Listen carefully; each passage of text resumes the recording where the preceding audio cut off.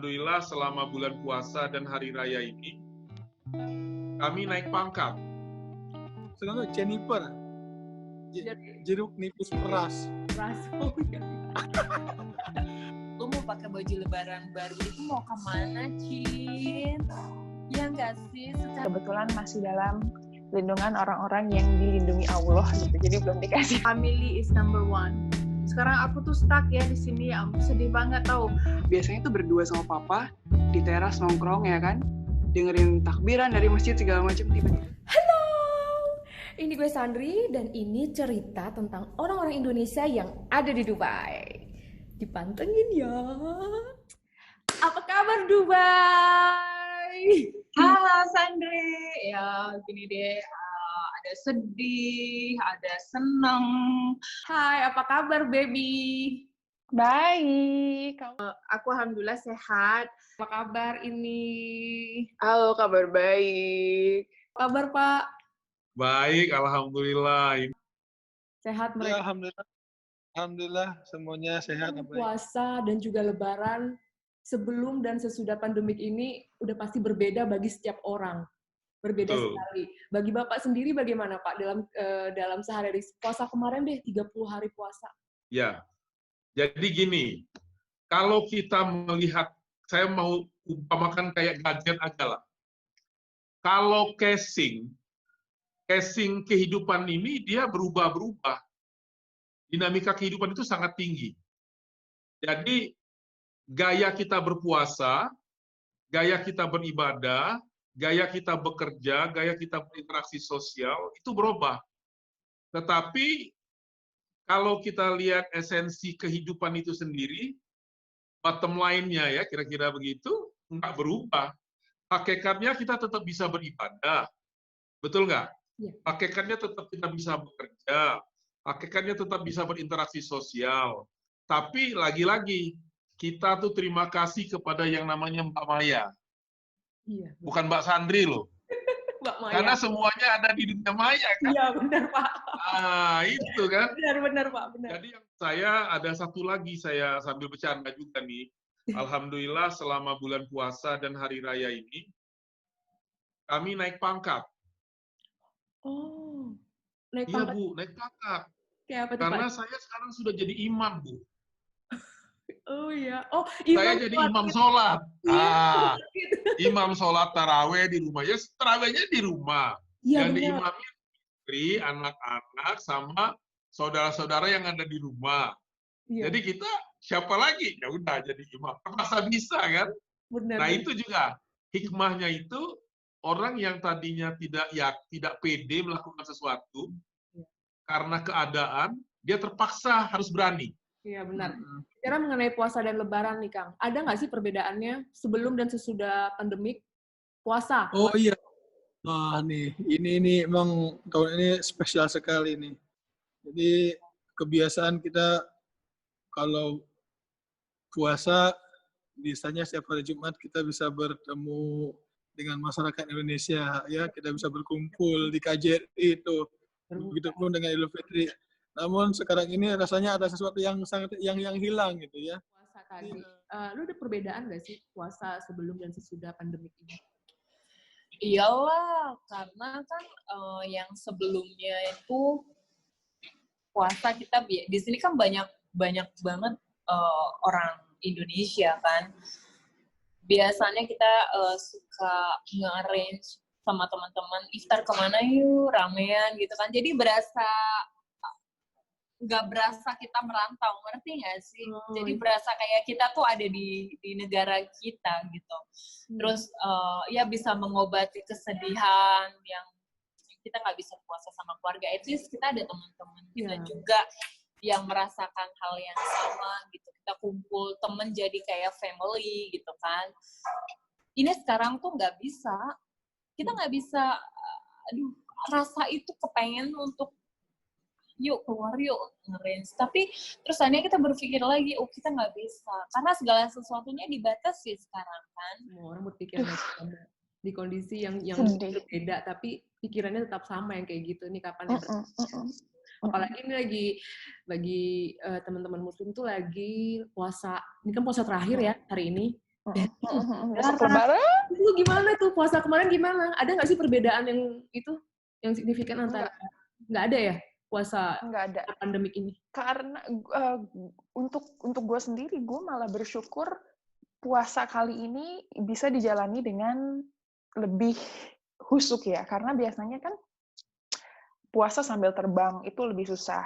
Kalau terbangnya ke east, which is kita catching sunset, itu lebih gampang. Tapi kalau terbangnya ke west, yang malah memperpanjang waktunya puasa, itu kan sebenarnya lebih tantangan ya. Nah, tapi karena keadaannya sekarang gue stay doang di Dubai, ya udah, jadi gue puasa normal. Sholat, alhamdulillah, waktunya bisa dilaksanakan semua. Taraweh, alhamdulillah, insya Allah masih bisa juga sendirian gitu loh. Lebih ke ini gue jadikan momen di mana gue mempertebal keimanan gue, dan gue jadikan momen yang apa ya, blessing in disguise gitu. Jadi gue puasa, gue pol gitu. Kamu emang tipe mudik ya? Tipe yang udah pasti tiap tahun mudik? Karena aku di sini udah lumayan beberapa tahun kan. Awal-awal tuh sempet nggak dapet cuti, nggak mudik gitu. Rasanya tuh nggak semeriah di Indo ya. Maksudnya kayak nggak ada takbiran, nggak ada, beda lah gitu suasananya. Jadi yang bikin kangen ke suasananya sih. Suasana ketemu teman, buka bareng gitu, menjelang-menjelang Lebaran, ketemu keluarga besar. Takbirannya lebih ke kayak gitu sih. Apa sih? Jadi dari situ memutuskan untuk selalu mudik sebisa mungkin. Apa sih yang lu kan tipe mudik gitu? Apa sih yang emang pengen lu tunggu-tunggu banget ketika mudik gitu? Keluarga besar gue pertama, karena keluarga gue banyak saudara gitu. Walaupun gue anak satu-satunya, tapi nyokap gue banyak saudara. Jadi kebersamaan yang pasti gue incar gitu, yang gue kangenin gitu. Tapi selain itu juga makanan nyokap gue tuh enak banget. Makanan nyokap gue dan jajanan. Karena gue tinggalnya di kampung ya, Bo. Gue selalu ngaku-ngaku gue orang Bogor, padahal sebenarnya kalau dari letak geografis yang sesungguhnya, gue tuh udah masuk ke Kabupaten Sukabumi. Tapi gue ngakui gue orang Bogor karena emang lebih dekat ke kota Bogor. Coret ya, Bogor coret. Bogor sama dikit. Banyak makanan. Jadi kan, lu Batak ya, gue kan juga ngaku-ngaku orang Sunda. Jadi jajanan Sunda tuh emang gila banget sih. Gila. Bener. Makanan apa sih? Ada nggak makanan yang ciri khas? Oh iya, di Kuningan itu, betul. Jadi di Kuningan itu ada peyem ketan. Peyem ketan ini kayak bukan ya, kayak tapai. Bukan sih tapai. tapai. Nah ini peyemnya itu spesial sekali. Jadi peyem ketannya itu dibungkusnya itu pakai daun jambu air. Oh, daun jambu air. Jambu air nanti ditaruh di ember biasanya ya, di ember. Nah itu kalau kita main ke Kuningan tuh akan ditemukan dengan mudah peyem ketan. Dan cenderungnya yang paling sekarang itu Jennifer. Jeruk nipis peras. Oh iya. Kalau di Batam tuh apa tuh yang paling dikangenin pas Ya ampun, kalau aku tuh di kampung banget ya. Bukan di Batamnya, aku tuh di daerah kecil lagi, itu namanya Singkep, Pulau Singkep. Ya. Jadi kita tuh kalau kayak gini nih malam 3 hari sebelum Lebaran itu tuh apa tuh namanya, lampu-lampu minyak itu di mana-mana, itu tuh aku kangen banget. Terus makanan-makanan khas Melayu itu, ya ampun, aku tuh orang Melayu ya, bapak mamaku orang Melayu, jadi aku tuh Melayu, aku tuh kental banget. Jadi aku tuh kangen masak-masakan Melayu, terus suasana malam-malam sebelum Lebaran itu kita tuh kayak ngunjung-ngunjungin tetangga, ya ampun. Apa yang paling dikangenin? Mungkin ada tradisi keluarga di sini. Apa ya? Mungkin lebih ke tradisi keluarga sih. Jadi tahun lalu emang udah agak berbeda nih tradisi keluarga. Sedikit cerita, jadi tahun lalu tuh papa aku meninggal. Jadi tahun lalu tuh Lebaran yang paling berat menurut aku, karena lebaran pertama tanpa papa gitu kan. Sedangkan biasanya tuh aku deket banget sama papa. Biasanya tuh kita malam takbiran itu selalu duduk di teras. Terus tuh papa sambil ngerokok, sambil minum kopi gitu. Kita cerita gitu. Maksudnya catching up lah. Anaknya udah lama nggak pulang gitu kan. Itu biasanya sama papa. Karena mama tuh udah capek masak ya kan seharian. Jadi dia pasti udah tidur. Jadi tuh begadang malam bareng papa gitu. Jadi tahun lalu tuh buat aku justru yang paling berat gitu. Karena kayak beberapa bulan sebelumnya, sebelum lebaran tuh, aku kayak, gila, ini suasananya kok gini banget gitu. Maksudnya aku sendirian. Biasanya tuh berdua sama papa, di teras nongkrong ya kan. Dengerin takbiran dari masjid segala macam. Tiba-tiba tuh, ini kayak sendiri. Jadi, itu ya kayak, apa ya, nggak ngomong sih aku ke mama mungkin, tapi mama juga pasti ngerasain hal yang sama. Jadi, itu tuh aku kayak yang bener-bener langsung nangis gitu sendirian di teras tahun lalu gitu kan. Kayak nginget, iya baru tahun lalu tuh aku masih bisa kayak gini loh gitu sama papa gitu. Tahun ini tiba-tiba nggak bisa gitu.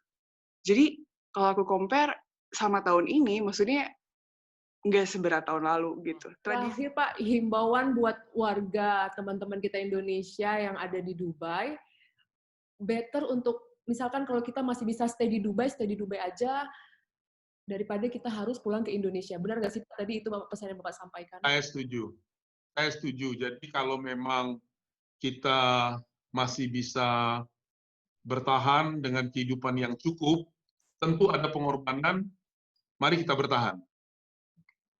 Ya, mari kita bertahan. Tidak mengurangi rasa cinta kita kepada tanah air, tidak. Karena kita bisa mengabdi, kita bisa membantu bangsa dan negara kita dari manapun kita berada. Enggak ya? Ya, benar. Dan saat ini semua orang, semua pihak sedang berjuang untuk mengatasi masalah ini. Ya, benar Pak. Dan dinamika di Indonesia juga sangat tinggi. Ya kan, karena memang kita rakyatnya banyak, daerahnya luas ya. Jadi stay healthy. Ya. Ya. Stay discipline. Ya. Stay responsible. Ya. Kata-kata itu semua, stay at home.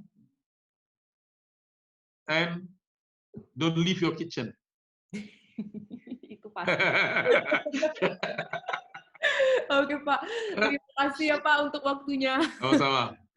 Terima kasih. Jadi, Oras mau lihat Tigodang, itu Sandri. Terima kasih Pak.